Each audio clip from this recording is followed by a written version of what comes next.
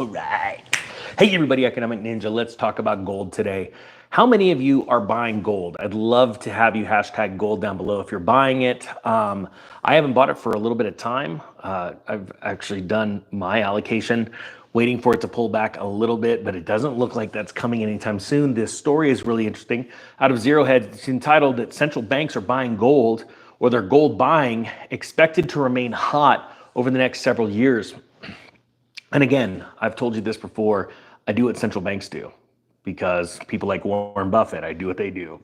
Jamie Dimon, when they're selling stocks or when they're buying gold, that's what I do because they're rich and they know a lot more than I do. So I just follow sort of what they do. It says here, net central bank gold buying exceeded 1,000 tons for 2 straight years, and commodity analyst ANZ Bank expected central bank gold demand to continue hot for at least the next 6 years. It says central banks could purchase over 600 tons of gold annually until 2030 to take its share in their foreign reserves to 10%. China will likely occupy the lion's share in global official gold demand. It's really interesting. After Bretton Woods, we held the gold. When Germany and Europe were completely devastated after World War II, we convinced them to ship their gold over to us.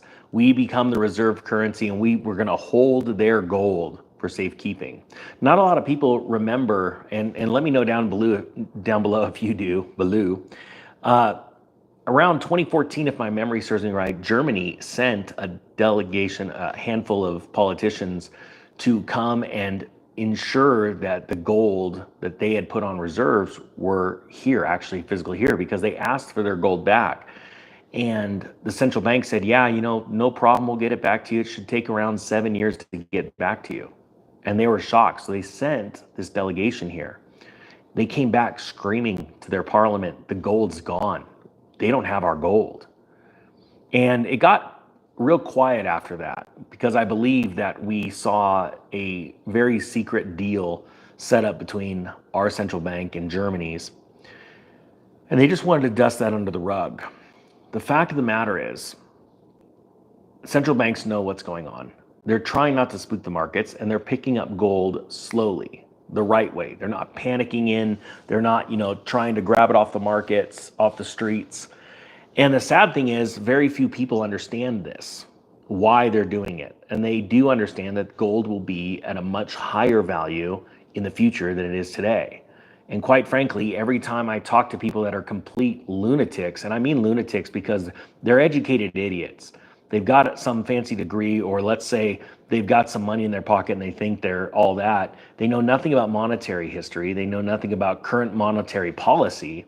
And they laugh at you when you talk about gold. Well, gold is God's money. Fiat currency is Satan's money. It's I don't put all of my money into gold, just so you know. But I do understand these cycles that repeat themselves all throughout history of the earth. What happens ever since the fiat currency was invented or created, every once in a while there's a transition where gold takes the lion's share of the value.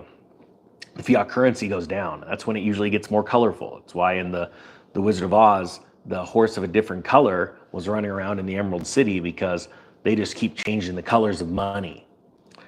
It says here that central bank net gold purchases totaled 1,037 tons in 2023. That fell just 45 tons short of 2022's multi-decade record. China was the biggest buyer in 2023. The People's Bank of China officially reported 225-ton increase in its gold reserves. I want to also state something else that most people don't understand. A lot of people would hear these numbers of massive gold buying, and they would associate the demand with price increase, and that really hasn't happened. Sure, since 2021, we've seen gold go from $1,700 or $1,600, that range, to where it is now over $2,000. But they would expect a much higher price. That's because most people don't understand that central banks understand how to buy gold. They buy on weakness. They come out with media campaigns crapping on gold, and then they buy from the weak hands, and they take it. Eventually, when they have enough gold, they're going to let it go free, and they're going to start talking about how great gold is. And one of the reasons why they're going to talk about how great gold is because they're going to be able to go to their citizens and say, look at what we did. We bought a bunch of gold. Aren't we smart? You should trust us. And we're going to print some more fiat currency and shove it down your throats because it's stable now. That fiat currency is great because it's backed by gold, or maybe it's not physically backed by gold, but it's like, hey, we got gold in the bank, so keep taking our crap currency. They're going to let the price run. The question is, what side are you going to be on? It says the total central bank gold buying in 2022 came in at 1,136 tons. It was the highest level of net purchases on record dating back to 1950, including since the suspension of the dollar convertibility into gold in 1971. ANZ analysts say that the recent bout of price inflation helped drive central bank gold demand. Recent inflation shocks globally, aggressive policy rate hikes in the developed markets, and valuation losses on foreign currency reserves held by emerging market central banks have enhanced gold's appeal relative to bonds in their portfolio. You know, a lot of people are putting a lot of weight in bonds because it gets a percentage back. You know, there are actually companies that stake your gold, they store it, and they give you a rate of return back in gold. It's right around now, what is it, 3%, 2 3/4, 3%, I think, rate of return for some of these companies are giving. Because what they do is then they allow companies to borrow that gold to hedge. And not only the jewelry industry and coin makers, manufacturers, but mining companies, there's all kinds of companies that need to hedge physical gold. But it's important, and I'm actually going to be doing a video on our new channel, This Will Make You Rich, on hedging, what hedging actually is, the whole explanation. If you want to go and check that out, it should hopefully be out in about a week. But that channel's This Will Make You Rich if you want to check it out.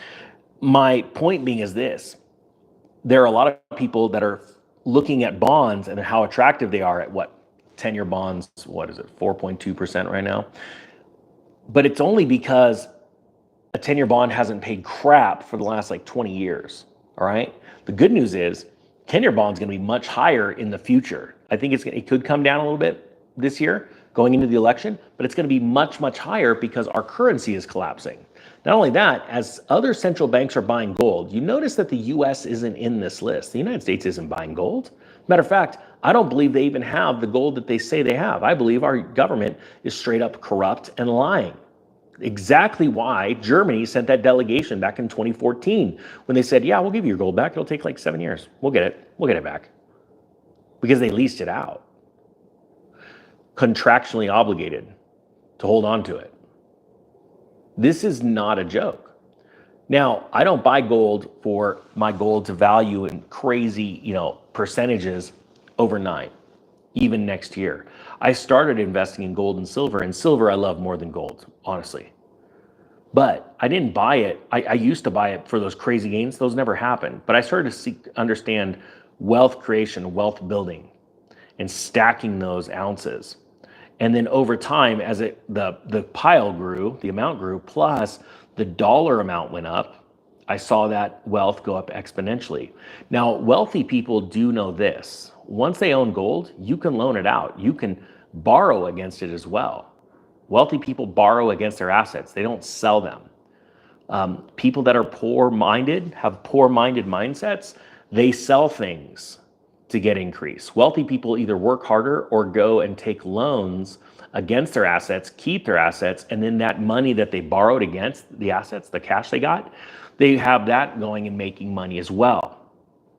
So I want people to understand that as we see central banks continually buying gold, it gives me more strength in my mind to go and buy more gold.